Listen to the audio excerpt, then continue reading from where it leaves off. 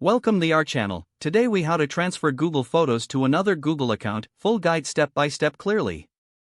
To transfer Google Photos to another Google account, start by signing into your current Google account on your computer or mobile device.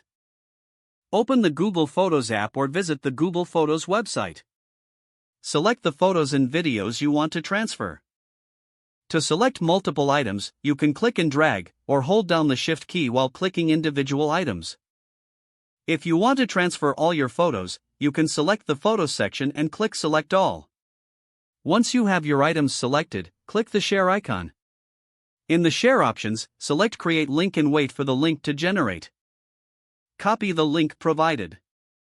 Next, sign out of your current Google account and sign into the destination Google account. Navigate to the Google Photos app or website again. Paste the link you copied in the address bar and press Enter. This will open a collection of the shared photos and videos. You may need to download these to your device. To do this, select the photos you want to download again. Click on the three-dot menu in the top right corner. Choose the download option from the menu. Once downloaded, go back to Google Photos in the new account. Click the Upload button and select the files you just downloaded. Wait for the upload to complete. After all files are uploaded, you can organize them into albums if desired. To ensure everything transferred correctly, browse through your photos in the new account.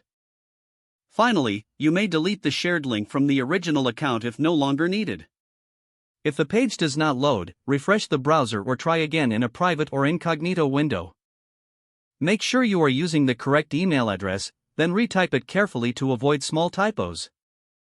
If your password is not accepted, use the Reset option and create a new strong password you can remember. Check your spam folder for verification or security emails, then complete any requested confirmation steps. Enable two-factor authentication if available to improve account security and reduce unauthorized access risk. After signing in, review your profile details so your contact information and settings are accurate and current.